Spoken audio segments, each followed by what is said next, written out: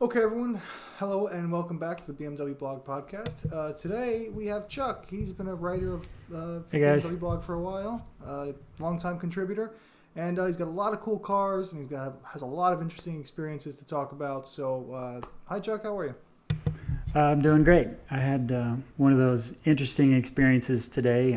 I just kind of stumbled on a drive of an M4 that hit the local dealership, Baron BMW here. They called me up. I've been asking them to let me know when they get one in so I could sit in it and go through the menus. There's the M menus are fairly complicated. There's at least 10 different ways you can set the M dynamic mode, drift mode. There's just a million ways to set it, and I just wanted to try to understand the car before I got to drive it. And then after about 45 minutes of going through the menus, he goes, "Do you want to drive the car?" And I'm like, "I don't have my license with me, but let me go get it."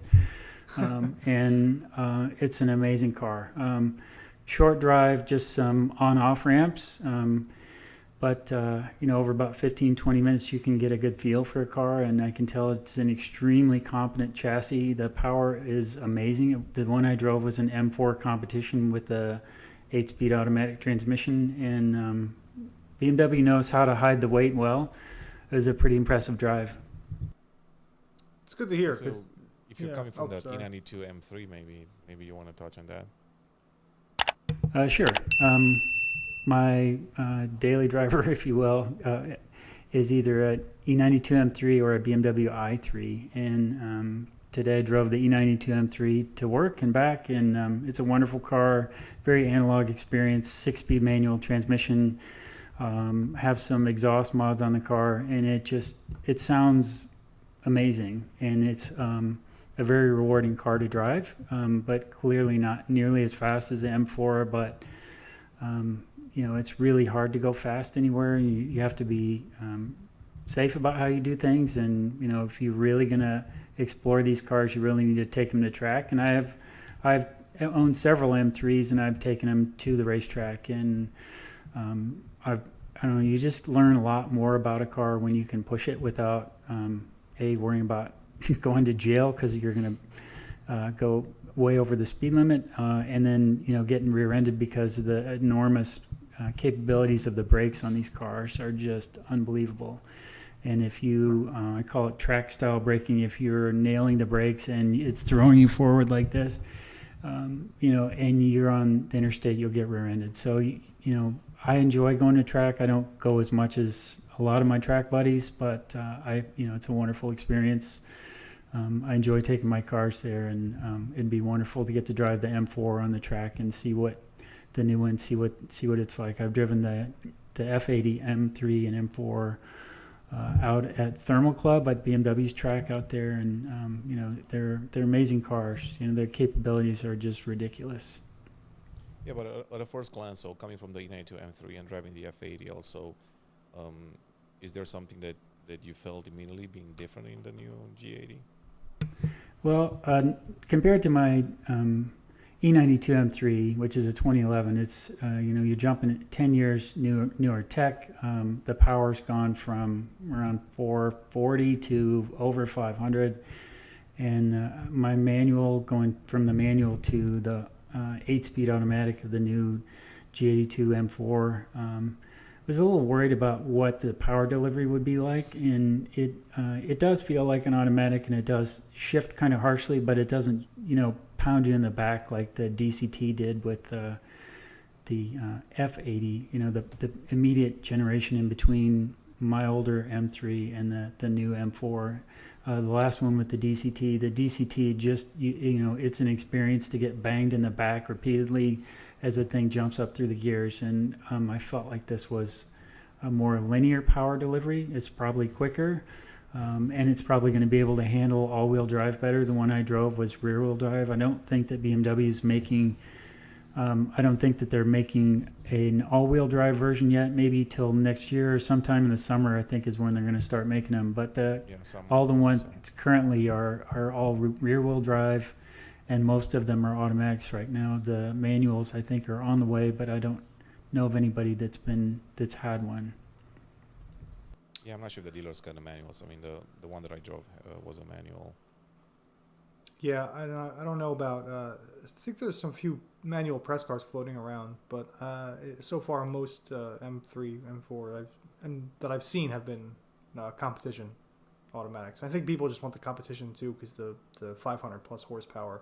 So I think that's going to be the big seller anyway.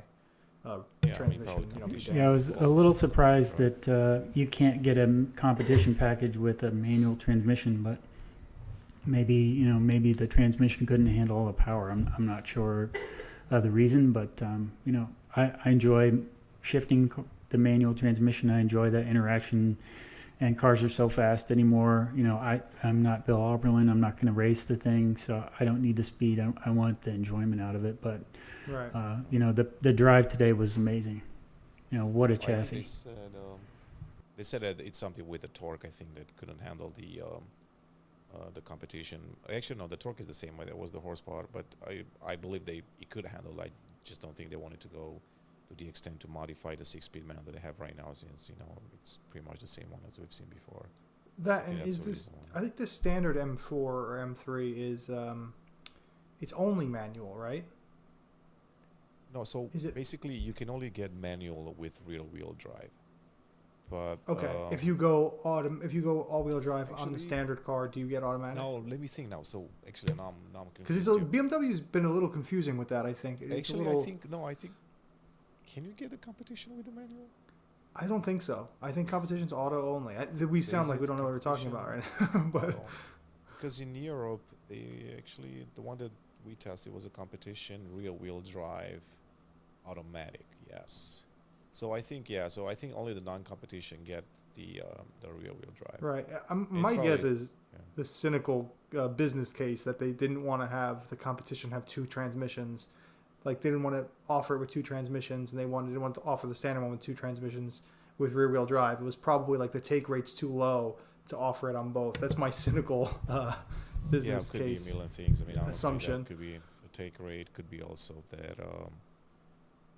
I guess people will automatically want to get the automatic with all-wheel drives, and then that, and they would have to. I don't know if it would have been difficult to make the manual work with all-wheel drive with the xDrive system. So the investment probably wasn't worth it. Being that no one would probably take it. Yeah, I think BMW's been done with manuals and all-wheel drive for probably 4 or 5 years now. It was kind of the E46 had a manual with all-wheel drive, but I think like you said, it's so complicated that it's much better when they can control the programming of the transmission and the power output to the all-wheel drive system. And as much as at least I do, and a lot of enthusiasts kind of rag on BMW for kind of becoming too high tech and they are one of the last automakers that really puts out manual sports cars. So we do have to be glad about that. Yeah, I mean. Yeah, they and Porsche are one of the last two, and it's primarily the Europeans don't like manuals as much as we do. It's primarily the we're such a major market for BMW M cars that they're still willing to make them for us. And I loved what Marcus Flash said, that some people still like the manual aspect of chronomats, self-winding watches, and some people, there will always be a market for this type of transmission. Hopefully BMW will make it for a long time. Actually, most of the European markets don't even get the manual. So like the UK does not get a manual. Yeah, they're only getting competition models. Yeah, with the automatic. So I think. Now because you also have the E92 M3, which is known for having quite good steering, at least better than the F80 that it preceded. What did you think of the steering in the new M4? Well, I noticed that I've heard hit or miss. I've heard some different things. I think it was an overwhelming experience driving it right away, but it didn't seem bad to me. Like the very first time I drove BMW's at first electric power steering in the 2014 3 Series roughly. I thought it was incredibly disappointing. But this one, thick steering wheel, great resistance to turning the wheel. I don't know that I really paid attention to the tactile feel of the steering wheel, but certainly the next time I drive it, I will. but the tires are so large that you could kind of you got a little tram lining to it, meaning it kind of followed the grooves in the road. And that, that was a good experience, but something, reflective of a car with so much grip. Right. Yeah. And what do you think of the Kinney grill in person or in real life? Well, this particular car, I want to say was Tanzanite blue. I think that's the right name for it. Oh, Tanzanite. Yeah, and when I first looked at it, I actually thought it was black, and actually in a really dark color. I think it looks good, and you don't notice the grill as much. I think if I were going to order one or buy one, I would want a dark color, because then the grill is not as like in your face, kind of design statement. But after spending about 2 weeks with a 430 Coupe, I kind of got used to the look of the grill. I kind of thought maybe that's a one-off, that you're going to get this much grill on the 4 Series, and then I thought, nah, maybe they're not going to. Then it's on the M3 and M4 and the iX, and I think it's clearly going to be their design in the future. So I mean, I'm starting to get used to it. But when I had the 4 Series and I took it to work for like 2 weeks, I got about 11 comments, and you can guess that there were overwhelmingly majority was negative on the grill. 10 out of 11 were very specific. They didn't like the grill. The one positive comment was the guy in the parking lot that came up and walked behind me as I was showing the car, and he didn't see the grill as he was going by. So I don't know that I would call that win for the design, but I didn't get a negative comment on that, so I wanted to include that. But I did get 11 comments, including phone calls, text messages, everything, and everybody said that grill. If you want to make a statement, that car's going to do it, and whether or not people like that, I know that Del McGuay said that it's not for everybody, that's for sure. But I think on the M4 it fits better, and especially in a dark color. It kind of reminds me of Predator, that big, nasty, like massive face. That's kind of what I think when I see it. It's very menacing, but on the 4 Series, it's not as menacing. It's just very prominent. Yeah, because the 4 Series has that weird pattern in the grill, so it kind of looks a little different.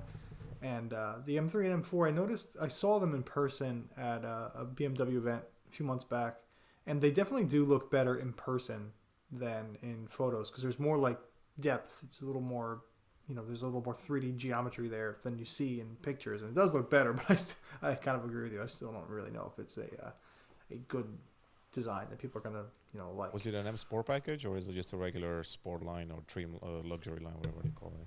The 4 Series I drove was a base, which was it's good to experience the base. I think every now and then you get to see where BMW is really trying to go, and it was definitely aimed at the luxury market. It's a softly sprung car. The front end had a lot of bounce to it. And I did get to do a very short drive in an M440 convertible, which, I could tell within about 3 blocks that it would be the car for me over the non, M version, because, I just didn't like the dampening in the base car. I just thought it was too soft. But again, there are a lot of people who don't like cars like I like, and there are a lot of people that like softly sprung cars and very compliant cars. In fact, when I had the 4 Series loaner, I put it up on my lift and took a look at the spring rate, and it's got to be the weakest spring I've ever actually seen installed on any car. And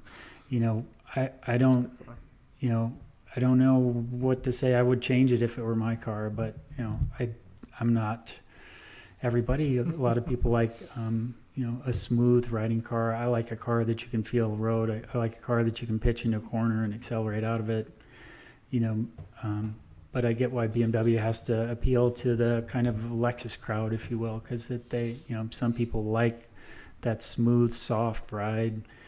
And it's a great highway cruiser, but it's definitely not for me.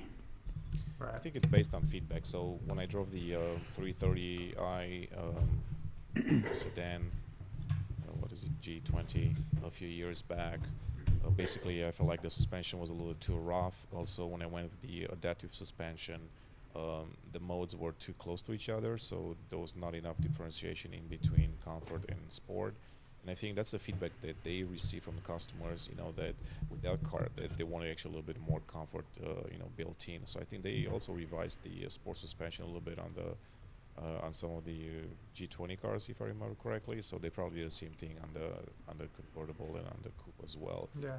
But I think I that's think kind of you're what right, customers want. Yeah, and then the same thing with the new M3 and M4. That's one thing that I noticed immediately. Also, was this wide gap in between driving modes. I mean, before they were pretty close. Now, if you really want to go comfortable, you go to comfort mode, and it's really comfortable and soft and Yeah. all of that. Yeah, So I probably guess trying I to was boost surprised maybe, because to me, a 4 Series is a sporty coupe. At least that's the way the BMWs historically pitched the car. And if you want the ride that you're describing, you maybe get a 3 Series without a sports package, or you get a 5 Series, that's a luxury car, or a 7 Series, I was kind of just surprised to find that, because they talk about how it's got a wider track in the rear, how it's almost 2 centimeters or 2 inches, I can't remember, lower than a 3 Series. So it set my expectations that it was going to be a good handling car, and I could get it to lean over, and then I could find the edge of it, and then I could enjoy it. But it was just totally different than the other ones. But again, I get that they need to have comfortable cars for people. It's just I was surprised that they kind of pitched the 4 Series as a sporty car, but I don't that know if when they I pitch it as drove, the sporty car base was anymore. kind of comfortable, Well, comfort oriented. I think Chuck's I don't know. They in the press release, I remember thinking like, okay, because in the press release when the 4 Series first came out, they did really say that it was going to be sportier than the 3 Series. I mean, they were talking about, like Chuck said, wider wheel track. They said the steering has been revised, and they were talking about better performance. So I thought the same thing. And then when I drove it, my first reaction was, this is a Grand Touring car. This is a GT car. It's comfortable. It's smooth. It's incredibly capable. And if you you can drive it on track, and it is surprisingly capable. The M440i at least. But it's definitely more GT car than sports car. I think if you want a sportier 3 Series, you get a 2 Series now. Yeah, it almost reminded me of the original 6 Series that came out maybe 10, or 12 years ago. I mean, it's that big. It's that boulevard cruiser size. It's even longer. It varies GT car. That's a perfect description. Yeah. Yeah, I mean, I'm always wondering, who's the customer, right?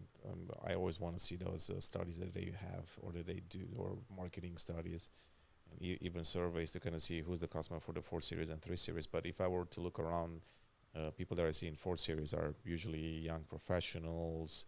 They just want a nice car to go to work. They're not really looking for, a very sporty car and all of that. So, that's probably what they're trying to cater to. And that's why you have all these M cars. If you want to go sporty, just go to an M car. But, yeah, that's just looking around. That's kind of what I see. And you're absolutely right. I think the 2 Series, it's more of an enthusiast car right now, the 2 Series Coupe. Yeah, it's almost like the 2 Series. It's the new old M3. And in body style wise, it's about the size of an E46 chassis. It's I think it's probably where most enthusiasts gravitate towards. That you're going to see a lot of M2 competitions, like new ones, at a BMW Car Club of America track event. You're going to see less new M3s. You're going to see a lot of E92 M3s. I think you're absolutely right, Rachu. I think it's that demographic has moved down to the 2 Series. And what really amazes me is that BMW still makes the 4 Series in a non-M car to begin with. So many people buy sport utes anymore. The market for sedans and coupes is really dropping. So it's got to cost a lot of money to develop these things, and they got to sell them to the people who are willing to buy them. And, I get that. And for me, if I were going to buy a new one now, they have that option of being, hardcore enthusiast driver type too. It's nice they have the spread of models. But you also got to keep a global view of all of this, right? So if you go to Europe, you see a lot of 3 and 4 Series. You don't see a lot of SUVs. And basically, you see diesels, a lot of 3 Series diesels and 4 Series diesel, because they're affordable and they're still nice cars to drive and all of that. So yeah, if we talk about the U.S., clearly SUV dominating market, they just released the numbers for the quarter one, and I think it was like 60% of the sales were SUVs. But in Europe, I highly doubt America. it. Yeah, it's kind of the other way around. So that's why they keep the cars around, probably for other markets, not necessarily for the U.S. I mean, especially if you go to like Eastern Europe, not a lot of people can afford to buy an SUV, and it doesn't even make sense sometimes with the gasoline price. And some countries there, they used to have extra fees, extra taxes on the displacement. So the larger the displacement, the larger the tax on it, and sometimes those taxes were like massive, and it wasn't really worth buying an SUV, in those places. I don't know if those countries still have that law or not, but that was one of the reasons why people had small displacements and diesels and everything else. So laws are probably going to get even more strict now, right? With electrification and all that. So it's probably just that gap is probably going to, increase. Europe going smaller and America going bigger. See what happens, right? Yeah. Okay. So Chuck, Absolutely. I want to ask you, because I know you're doing the M driving school soon, right? Yes. In Spartanburg or? Well, in BMW manufacturing facility in Spartanburg, they have a wonderful track there that I've driven years ago, but it's been a while. But yes, I'm getting to go there later in the month, and I'm going to get to drive an M4 manual transmission car on a closed course. So I'm certainly looking forward to that. If you guys have any questions that you want us to answer about that car or manual or any other car, M3, M4, the new ones, want us to, any questions about those you want us to answer while we're playing with it on the track there, certainly leave them in the comments. Yeah, the comments, or you can send an email to podcast@bmwblog.com. And Nico, what's your email to use for your feedback? Just Nico@bmwblog.com. Gotcha. Simple There as you that. go. Yeah, it's been a while since we asked for feedback anyway, so it might be a good idea. absolutely. Okay, cool. Yeah, So, for sure. Ask about So that I because guess we'll circle back with you after you come back and give us more ideas on the. Yeah, on I'm the definitely drive. going to be making a lot of videos, and that's my primary focus. There is the vlogging about it or describing it with video, audio, and talking about it. So we'll certainly go through the descriptions of the cars and what they're like, and BMW is going to let us have a portion of the track to ourselves so that we don't interrupt a class. A lot of times it's, when you go through the classes, they have a very strict schedule that they need to keep to. And I think this will be a lot of fun that hopefully I'll get some time on the skid pad, get to play around in the drift mode, get to see what it's like to 0 to 60 the thing. In fact, Hirachi was kind enough to send me a race box that I'm going to shove in the window to see what kind of performance figures we can get. So we'll hope for some good weather. So it should be fun. Yeah, that would be cool. I mean, that was kind of the idea of getting that race box, and thanks for the guys to for sending that box to us. We've been looking for one for a while, and I think it's gonna make the 0 to 60 runs a little bit more accurate. Mm-hmm. We could do some actual performance testing, like metrics. Exactly. Like, Yeah. Right, and it uses GPS, and it should be fairly accurate. So. Yeah, so I think we can tease that we're gonna do the 0 to 60 or 62. Well, 0 to 62 would be is that the official one? I mean, I don't even know which one. Well, is the they official, list 0 them to 60 both. or They 60. list 0 to 100 kilometers, which is 0 to 62 62. for European markets, and then they list 0 to 60 for us. But Yes, it'd be interesting to see, play I around with guess we that. definitely want to do the 0 to 124, 200 kilometers per hour. I think that would be a good one, because we've done a 0 to 62 in Germany. Actually, one of the BMW drivers did that. I don't remember what the time was, but there was somebody else, I think either Carwow or somebody else that did a test, and it was actually faster than what we were able to achieve in that test. Yeah. Granted, we used the GoPro, I think, to time it, so maybe not entirely accurate. Yeah. But Well, I think a lot of it, if if it's all going just to the rear wheels, is going to depend on the grip you can get out of the surface. So if the surface is really grippy, or there's it's raining, or Yeah, I'm not sure they use it. we'll hope for good weather and a dry track. Yeah. Yeah, sounds good. Yeah, but I think there'll be some cool stuff that we want to get out of that, especially that M-Drift Analyzer. I didn't have a chance to actually test it, but I know that Bill Oberlin was raving about that one.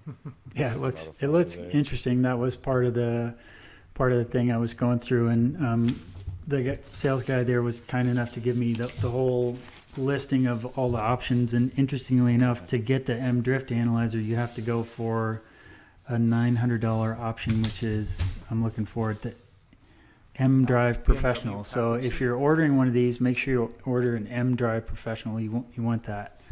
Well, you know, that'll give you the M Drift Analyzer. You know, if you ever get the chance, and it also gives you M-Track mode and a couple other things. Well, I hope you test it on track with BMW because I'm not testing it on the road. That's not happening. Here it is. It's M-Track mode, drift. You know, 10 different stages. The M Analyzer. And then an M timer. So all those come with a $900 option. So for sure, check that box if you're ordering one of these cars. It seems like an incredible deal for me. Yeah. To me. So Nico, you're gonna be the last one to drive the M3 and M4, huh? I know. I'm like the last person in America to drive the M3. It's crazy. Actually, I haven't driven the M2 CS, so don't feel too bad. I got one up on somebody. Yeah. Yeah. No, I'm actually waiting to see if one comes to the Midwest so I can. You know what I think it is? I think they see all my comments about its grill, so they don't want to give me one. I think I think BMW's mad at me. I don't know. The other thing that I thought was absolutely awesome was the M carbon bucket seats. You know, they really hold you well. I mean, cool. It takes a little effort to drop down into them, and I think people are probably going to wear the leather on the edges, getting in and out of it, but. They really hold you in quite nicely. Remind me of some carbon bucket seats that I've ridden in Porsche's GT cars before. I mean, on that level of locking you down in bolstering. I'd even go there a little more comfortable than the Porsche versions. But yeah, do you think? Yeah, I like them a lot, but I'm little, so I fit. Yeah, that's the thing with me. So we talked with Joe Achilles about this too. I mean, he's quite tall too. I think he's like 6'3" or 6'4". He's 6'4". He says it in every video. Oh, he's 6'4", yeah. So I'm 6'3". So it's not extremely easy to get in and out. I guess that's one thing that I noticed right away. You're definitely gonna touch the sides and probably, slowly damage them in time. Yeah, he actually said that his press car was worn. Like it was worn already. Was it worn out? Just being a press car, exactly. He was saying it's already worn. So I don't know if I were to buy the car, I don't even know if I'll take the bucket seats over the standard if it's a daily driver. I mean, if it's a weekend car and I can, drive an i3 like the one behind you all day long, then maybe I will get the bucket seats. But if I were to drive that car every day, stop and go. Yeah, I mean, you have to fit right in them, or you're not going to like them. You're right. It's probably not for somebody who's fairly large in turn, especially around the middle. That might be tough for them, but for me, I need to get on a weight loss program. It does have adjustable side bolsters, so you can adjust it wider or narrower to grip you or give you more space. But they are kind of fixed. But I found them, amazing. It's cool that they offer the option, right? I think that's the cool part. And if you don't want them, you don't want them. You can just get the standard seats, and they're actually quite nice. I had a chance to sit on some of them in I think it was an M3 that had them, and I posted a video on YouTube as well. So I actually like those quite a bit. So you don't have to go to the extreme, honestly, if you don't want to get a carbon fiber seat. But they definitely look cool, and I went actually into the back seat of that coupe, and they look fantastic from behind too, honestly. Yeah, you get the full carbon back. Oh, yeah. Nice. And, so nice. They look like you could hook them up and put harnesses in them. Clearly over the shoulders you could, around the waist you could. And we were trying to figure out if there's a center section you can pull out for the submarine belts. Maybe. But it looks like you could do it. Well, they have the section in the back. The headrest actually comes off, so you can wear it with a helmet. you can see the two little. It looked like they're not screws, but they're Allen type screws. I mean, I did look for that. You find the M4, and then you look underneath of it, and you can see them. I located those. I was surprised they were so easy to find. But I believe the same thing is down by that little carbon fiber piece that's in between your legs, so that you could put the submarine belt. Right. I haven't poked around them enough, but it stands to reason that if they're going to give you like a helmet spot, they've got something else for other belts. Absolutely. I'm pretty sure they thought about everything, especially with the potential M4 CSL coming out and all this, racing type M models. That's why they probably wanted to design the seats that way, so they can adjust it to a more racing focused car. And I think we'll see something probably this year or next year. I think they're celebrating 50 years of M. Wow. Is it 50 years? Yeah, I think so. So I think they're gonna do. Yeah, that's where I. Yeah. I just What remember year reading did the somewhere. M1 come out? What, 71? 79?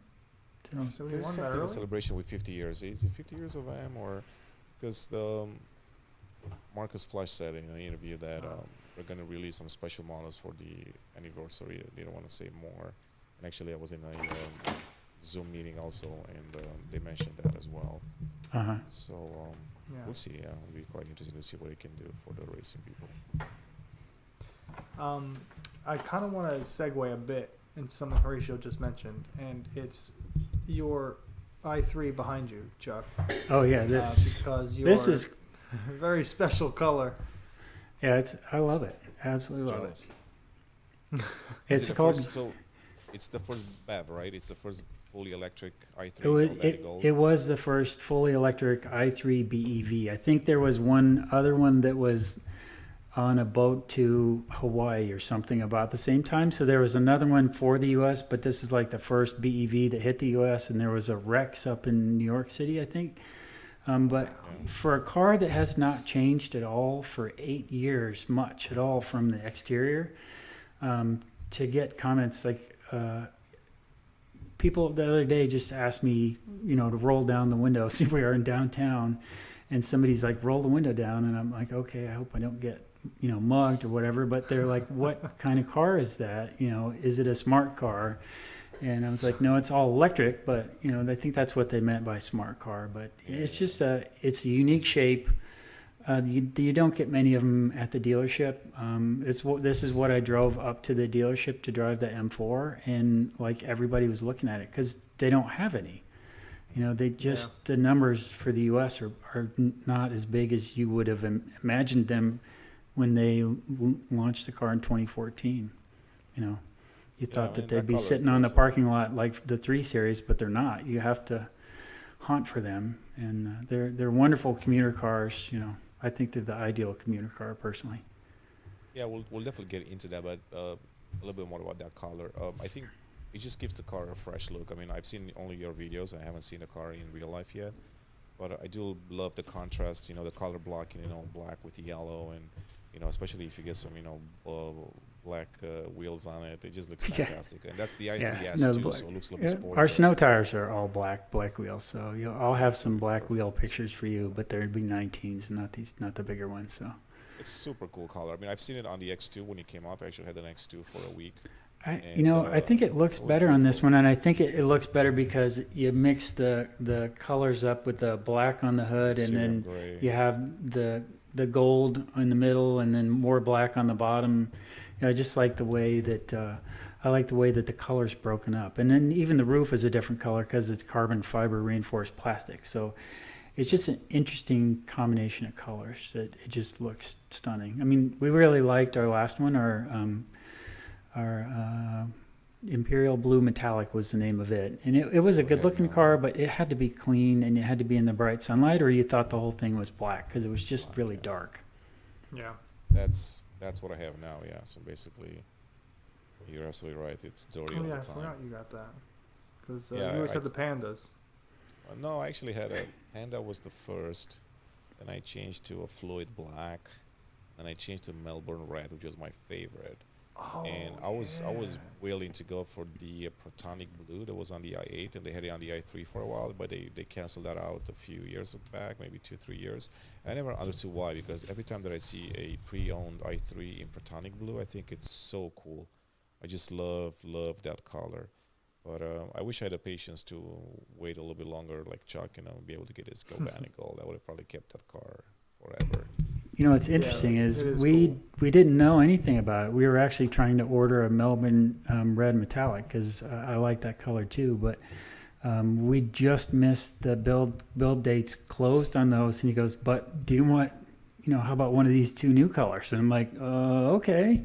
So our timing was totally serendipitous. It wasn't on purpose, and we love the car, love the color, love the body style. It's great. Great run around town car. Really story enjoying the about extra body range. style? Yeah, 153 mile range, and for two of us, and occasionally our daughter, we throw in the back. It's been awesome. So, Nico, do you want to tell him what Chris Bangle said about the design of the i3? Oh. Do you remember the conversation that we had? That he said that basically what did he say? when he left, the i3 had a different design. Yeah, he didn't say he didn't like it. He just said he just didn't like it. his was different. He just said his was different. Yeah. And I wish we pressed more to kind of find out what it looked like, or at least well, give us an idea. He was being very diplomatic about BMW's current designs. He did because he probably still has a lot of friends at BMW and stuff like. He doesn't want to hurt anyone's feelings, but not that because I love the i3. I think it's a great car. I think it's such a cool looking car too. But I don't think he made it seem like he wasn't in love with it. I'm actually wondering if it would have been more successful if they built it from the get-go as a small sedan like the Tesla Model 3. Yeah, it is a very unique looking car. There's nothing like it on the road, and I get that it got a polarizing look, which is interesting to me that I was criticizing the 4 Series about having a polarizing look, and then I drive an i3, right? So I don't know that yeah, well, I think the i3 is a polarizing look in a good way, though. Because it's so different and it's so interesting and it looks futuristic and it's cleverly designed. You might not like it, but it's clever. And the 4 Series just looks like someone just kind of threw the grills onto the front end of the car. So. One of my buddies took a picture of the 4 Series and drew bunny ears on it and sent it with a carrot in the mouth and sent it back to me. Like, thank you. Right. Actually, my favorite Chuck story is that not only that I don't know anyone that actually won a BMW, you actually won an i3 in a raffle. So, really? You can. That's an unbelievable story. I don't know anyone that's won such a large prize.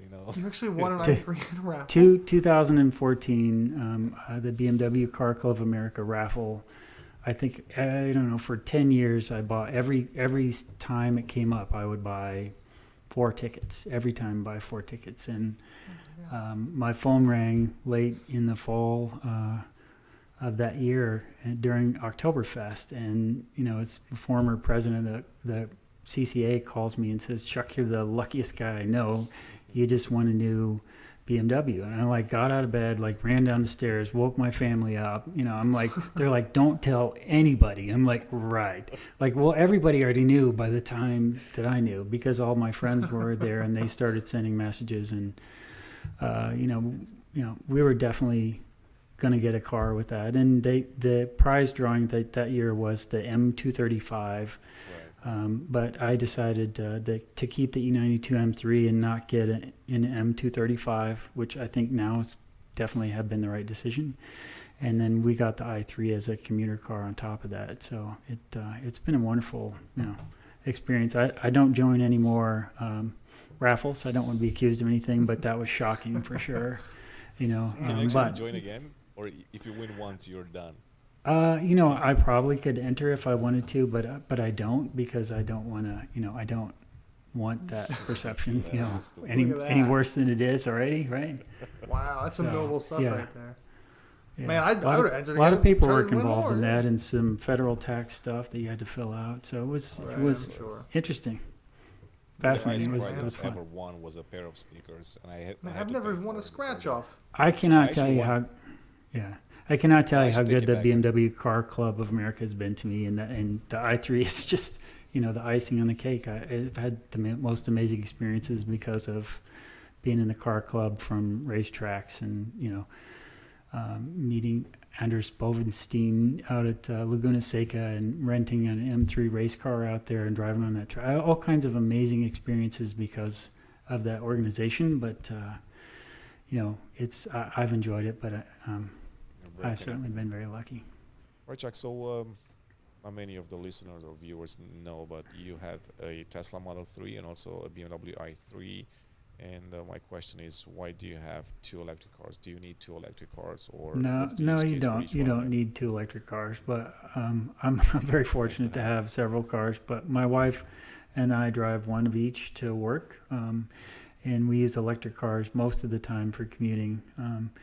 And the i3 is primarily, just around town. We've gone maybe on a 200-mile round trip with it once, and had to, DC charge it twice. But if we're going to go on a bigger trip, we take the Tesla Model 3. It's just much easier in terms of planning your trip with a Tesla than it is with a non-Tesla electric car. You just punch in your destination, and the Tesla tells you, all right, along the way, stop at this supercharger and charge for this long. And it can look and tell you how many of them are full or if they're functional and what they run at. Really? And it can even heat the battery pack up as you're, arriving, so that it's at the right temperature to accept the charge the fastest. So, it's much easier to travel long distance with a Tesla than it is with the i3. But if I'm just going to run to the grocery store or to work, I much prefer the i3. But one of us is driving one of the electric cars every day. They're just in constant motion. They're just, we have solar on our house. It works well. So it's all solar charging. We don't have any battery packs at the house, so we have what they call a net meter. So if we're producing more than when we're consuming, it goes back to the grid, and then they credit us when we use them. But if when we're home and one of the cars is home and it needs a charge, and if we can charge during the day, we do, and that throws solar in it. It's been super nice. Yeah, it's like the most green way to charge it. Absolutely. As green as you can get. So yeah. So that actually leads me to my next question. Was Tesla's biggest advantage is its supercharging network. So like, what are as someone who uses both supercharge network and standard charging stations, what do you think are the major advantages for Tesla's supercharging network? Well, my neighbor just started his lawnmower, so sorry if you hear it outside there. But you know what? It's the ease of use. You don't have to think about it. The car thinks about it for you. If, the trips I've planned to cities that are, I have to charge and come back for the i3, I have to look on apps and look and make sure that the DC chargers there work. I have to look and plan myself how many miles is that.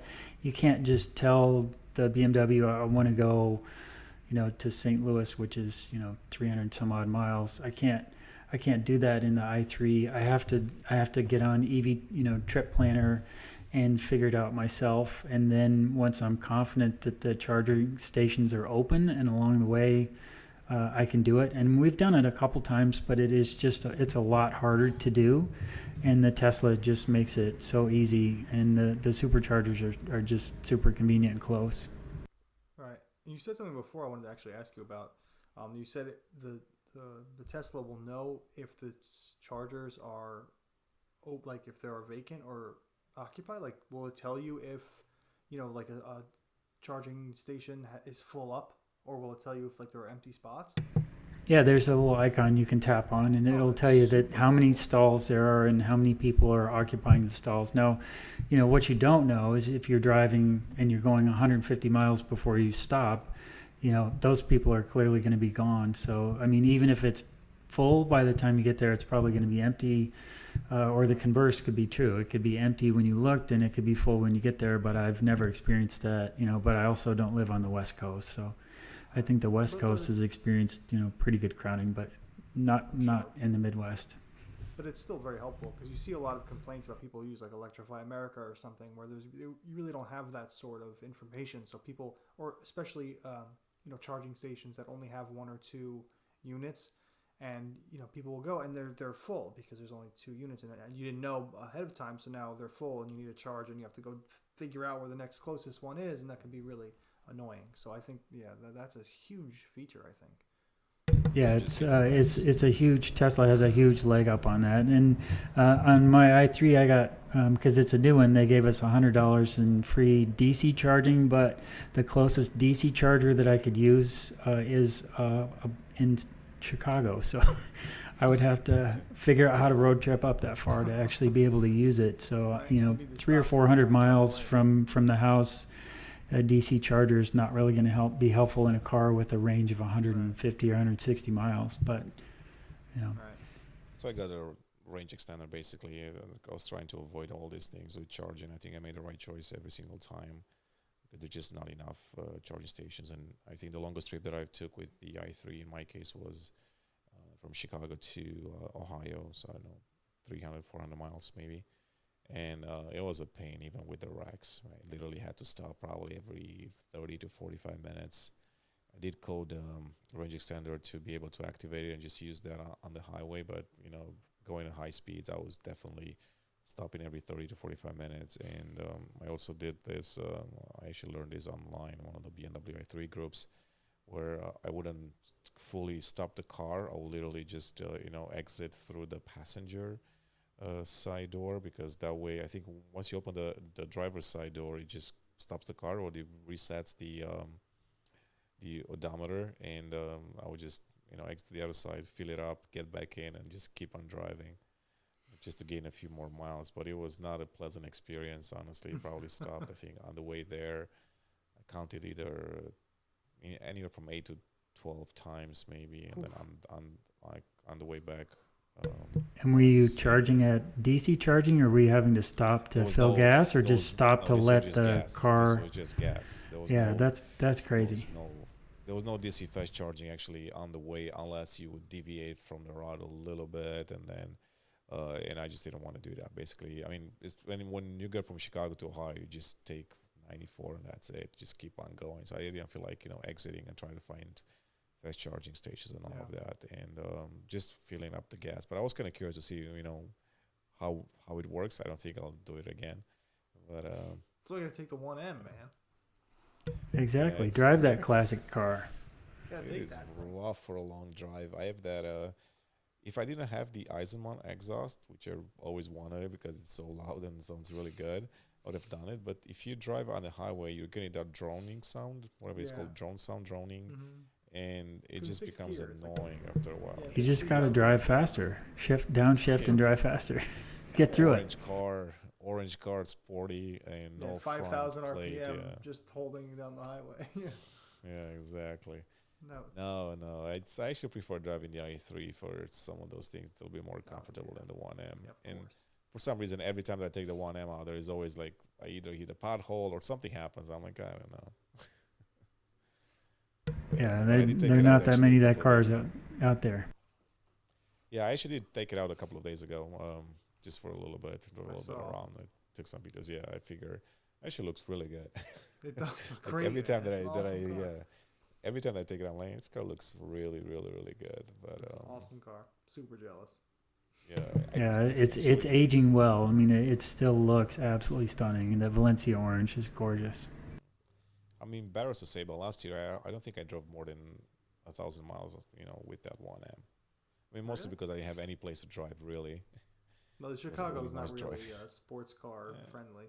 And that and COVID, I mean, it was really not a lot of things to do, so I didn't find a place where I should, be driving to. But no, I still reach out to the I reach to the i3 a little bit more in my garage than I do for the 1M, even though the i3 is not in a garage. So I take that back. Yeah, sometimes I kind of wonder if I should take out the 1M and just put the i3 inside and put a charging station and solve all the problems that I have with charging in Chicago. All right. Can you 220 volt charge your i3 at your house or where you live? So I have a neighbor that has a Tesla Model 3 also. So since it's a detached garage, it's doable, costly. I think to run the wires to that one, somewhere around $3,000 to $4,000. We can probably split the cost because I think the garages are one behind each other. Yeah, kind of like in an L shape. So we can probably run just, actually I'm not sure because you have to run it from if you run just one, just a single line from the common area. So basically you're taking the electricity from the building, not from the unit. Then you can share the cost. I think if you want to split it by the unit, then you have to do it like individually, which is costly. Then it'd be tough to divide up the charging, like who drives more, who charges more, that kind of stuff. That'd be tough. Sorry. Yeah, exactly. So just decided not to. I think if you have a house where the garage is not detached, then you can do it. I did it at my previous place, and it was not costly to install. Actually, it was, quite cheap. But Yeah, just fast charging, going through. Yeah, it's all in how far that's got to run, and whether or not your panel's got enough amps in it, left. It's a complicated answer to that question, frequently. Yeah. Actually, Exactly. I'm kind of happy. I just moved into a new house last year, and the panel box, the previous owners, like ages ago, because it's a pretty old house, they had all electric appliances, and they switched over. So I have a ton of extra amperage in the panel box to use. I kind of want to put in, a 220 charger, but I don't have an electric car, so Yeah, well, I guess they're all coming eventually, I suppose. But yeah, yeah. they're fascinating. Mine are charged. A lot of people charge on a 50 amp circuit. I charge on a 40 amp circuit because that's just what I happened to put in the first time. That's about what your standard electric oven runs. But I think everybody now is doing 50 amps, and hindsight, I should have put 50 amps in, but I didn't. But we're getting along with 40 just fine. But it's certainly super convenient to have higher amperage charging at the house. We charge at 7.7 kilowatts in an hour is what we can get, versus like DC charging can give you 50 for our i3 and up to 250 for the Tesla. So when you're on a trip, you can go super fast. But at home we do 7 roughly. Right.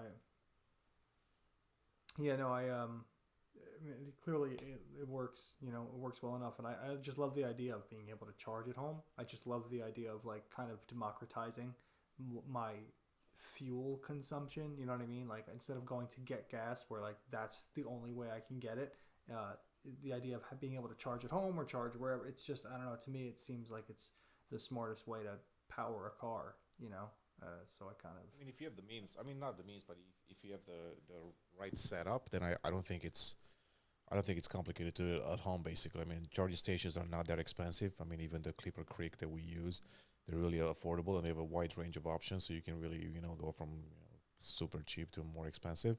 But I think also the wiring, what I've learned, when I install mine, if the house or the garage is set up, before with the proper, wires, or it's supposed to be 6 or 8 gauge wires, Chuck. I don't remember if it's 8. Yeah, I don't remember. And Yeah, I so know basically that it's a very specific answer, and I looked it up once years ago and I've forgotten. But you're right. Yeah, that's what I do too. So basically, if you have the right wires already set up in the garage that they can handle 220, then it's really easy. You just have to get a breaker, right, or get a and that's about it. It's really not that complicated. I think it only cost me a few $100s to install the other one, so it was not expensive at all. Yeah, So I mean, we built our house and I had no idea we were going to have an electric car, and we were fortunate we had enough room in our fuse box, and it was super easy to have the electrician. He just came and snapped in another thing and then ran the wire, and that was it. Yeah, because a lot of the houses used to have the laundry units inside the garage, maybe, or somewhere close by. So especially those old, yeah, exactly. So all those old school dryers, basically they used to be 220s, and I still they still are some of them, new ones. And if they're wired for that, then it's easy to really get a charging station in there. So it's not that complicated. That's what I was just telling Chuck. My house is all, it had electric dryer, had electric oven, all that stuff. So I think I have two 50 amp breakers in my my fuse box that are completely unused because this house uses regular gas now. So I can definitely probably install it like tomorrow. I just need the electric car. There you go. I mean, there'll be a lot of options. I mean, if you look in Europe, there's so many options right now. Actually, they're selling a lot of their, I think they call it Zoe, this little Zoe car. They sell so many because they're affordable. So I think at some point we will get some brands here, that will have very affordable electric cars. I do expect some of the Japanese brands and Korean brands to have that, and even the US brands, basically. So I think there will be some point where anybody can buy an electric car and just charge it at home, and doesn't have to be very, very costly. Yeah, I was kind of eyeballing don't want to buy a new car, but the electric Mini is priced so low for a brand new electric car. It's crazy. They've done a great job, man. Yeah, I think I wrote an article on it. I think with in some of the states where they get some state incentives as well. I think Colorado and some others. Was it 3,000 there. There was another $7,500. I think Yeah, there was it can like drop to below like 20,000. 20 grand. Yeah, you could get it below 20,000. So to get a mini electric below 20,000, and maybe they throw in some incentives with the leasing also. I think that car could be really affordable to actually have it. Yeah, it really can. Yeah, they're I super actually cool. love it. I actually love driving. Yeah, they're super cool. I love driving that one. Drives a little bit different than the i3, a little bit more stable, a little bit more sporty.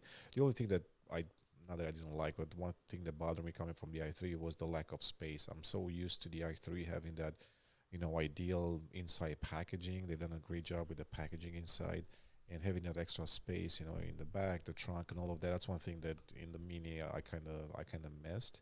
But also at the same time, I see the Mini Electric as your second car, really, where the i3 can be your only car. I think the Mini it's better suited for being a second car, or maybe if you don't have a family, it's your personal car. Right. But they've done a great job, so I'm definitely excited to see what they do with the Countryman. It's the one that's they announced that's gonna be all electric. So that'll be cool. I think they're gonna do that. GP3 JCW GP, which will be kind of That cool I'm to see. excited about. Yeah, Very excited they're about that. Because the very GP is interesting. a great car, but its engine is boring. Yeah, it's and its 8-speed insane. automatic is no great. So, Yeah, exactly. uh, That brings me to this idea. Uh, what's the future going to look like, Chuck? What do you think? You've been driving Porsches and BMWs and all these performance cars. What do you think is going to happen in 5, 10 years, where they're going to be all electric Porsches maybe, and Mercedes and BMWs and all of that? Well, I have driven the Porsche Taycan, and it was a rocket ship, but it just was way too expensive for what it did for me, so I passed on it. But I think I think the future is going to be it's going to have multiple types of vehicles. I just can't see everything being electric working, like a large transportation things. I think would work well with if they could come up with some sort of hydrogen powered, or some sort of natural gas, or I don't know. But I think transportation for large items through the mountains in the bad weather, I think that would be tough with electrical, just because they would have to carry so many batteries, and those batteries would have to be so heavy. So I think something similar to what they did with what was it, the 5 Series, where it would convert hydrogen and oxygen and make water, and I don't know, whatever that was. That I can imagine that would work at some point. yeah, hydrogen fuel cell 6 Series cars GT. work well for that sort of thing. Yeah, Just Yeah, refill hydrogen, refill it, and then it's still an electric vehicle. It's still Right. powered by an electric motor, but it's rather than batteries, you have hydrogen fuel right, cell. and maybe that could be the commercial route, because those stations are expensive, and it's super convenient to charge at the house. So, I think the more electric vehicles that are out there, the less gas it's being consumed, and the better that electric vehicles are becoming. Diesel is amazing. You can go forever with a tank of diesel gas in a truck. So I don't know. I suspect that the future is going to hold like multiple different ways, but each individual vehicle is certainly becoming more efficient. That is for sure. So I think there is also a misconception that I see out there, especially in comments on all those platforms that we have. People think that it's the automakers that really want to switch over to electric cars and all of that, but they don't realize that those mandates come from the state, come from different countries, from different governments. That's why the Europeans are so tough on the emissions and sound pollution laws and all of that. So I think if at some point in, I don't know, 2030, somebody says, in Germany you cannot build an electric car or a gasoline car, they have no choice but to really build just electric cars. So I don't think BMW is dying to build just electric cars. I mean, I'm pretty sure they'll be happy to just keep on building gasoline and diesel. I mean, they're very good at that. So why would they want to go out of their way to do that? But they're forced to. So if you have all this, like in London, you can go to the city center, or in the northern countries, Sweden and Norway, where there's so many rules on gasoline cars and so expensive, and you can't even go places. So you're forced to. So I don't think that people realize that it's not the automakers that are dying to do this. It's really they're being forced to at some point. So I do think that there will be a point in time I don't know, 2030, 2040, when there will be just electric cars being built. You might have some fuel hydrogen cars, but there will be very few because, like you said already, the infrastructure is too expensive for personal use. And likely it'll be just small fleets of cars like BMW is testing now. But I think at some point there'll be this, stick in the sand, and that's it. Just electric cars from now on. From my side, I'm curious to see what the performance side would look like. So when you're talking now about the M brand and AMG and RS and all this, what's the comparison going to look like? How are you going to compare those cars? Like you take it to the track, and what are you going to be looking for? Because they're all going to be crazy fast, right? There is no doubt about it. But the 0-60 timed in like the Tesla, Ludicrous and the Plaid. I mean, that's just mind blowing how fast that is, and you can't believe their car can go that fast. It's crazy. Yeah, I think that will back off though, because there comes a point where going fast in a straight line is going to become boring, right? Because it's the same thing over and over and over and over again. And I've seen people complain about not the complain, but even say it in the Tesla, the Ludicrous or whatever, going 0-60 in 2.1 seconds is really fun once. And then after a while, it's just uncomfortable. Just physical, all the G-force physically hurts. So I think automakers will start to separate themselves with better driving cars. Like Porsche did with the Taycan. The Taycan's not as good of an electric car as the Tesla Model S, but it's a better driver's car. Oh yeah, sure. It's you can throttle steer it. It's like it was driving something that was shot out of a rifle. It was just amazing, and it can corner and stop. That's the part that amazed me. Right. And you've seen videos. I mean, people will drift it. Like it's a it's a proper driver's car. So I think soon you'll see automakers separate themselves that way. But for right now, the big selling point is YouTube videos of people throwing their kids around with ludicrous mode acceleration. So right now that's what we're gonna have until everyone catches up. That's gonna be the barometer really for electric cars. Safe that is really. How safe? Yeah, it's probably not very safe at all. But neither is falling asleep while you use Autopilot. But Tesla guys do that anyway. So yeah, that's interesting. With the Autopilot too and the autonomous driving, I think BMW. It's they were supposed to come out with the. Speaking of that, just a side note, but I just heard recently that there might be a scale back on autonomous driving for now. Basically, there are some hurdles still to overcome. So I don't think we're going to see level 3s for anytime soon. Just 2 and 2+ is basically so. I can't wait to see the next generation autonomous driving from BMW, maybe in the iX or the i4, so we can do a comparison with the Autopilot in Tesla and what's really the difference. I always wanted to look at that, but yeah, it's hard to know. They're really good highway cruise assistants, but they're not like you can't tell it to go to the grocery store and have somebody stick something in it and it drive itself back. They're a long ways from that. Don't tell Elon Musk that. There will be a time when we'll see something like that, maybe in a geofence. I think that's the main key. If you geofence some areas, some cities, and you can add just a certain type of car in there, then basically they just become robots, really. So it'll be easier to do. But that's an interesting topic that I'm waiting for BMW to tell us more, maybe this year, on autonomous driving, because 2 years ago it was all about that. That's also a topic that would take up another 2 podcast episodes. So easy. Yeah, I was actually easy. Deep into 2 that. years. 2 years ago, I was in China. Actually, it's a long time ago in Shanghai, and I visited the tech center. They have a tech center, and they mostly focus on design and autonomous driving. And it was incredible what they were doing there, because China has so many smart cities. And when we talk smart, we're talking like really smart cities, unbelievable smart. Everything in the city is connected. And it was easy for them to test there with some of the tech that they have. But it was quite impressive what they were doing there. So I was hoping that we're going to hear more since, but we haven't. So I'm massive sure infrastructure change like that, like you said, like a massive smart city. I think that's going to be required for heavy autonomous driving in the future.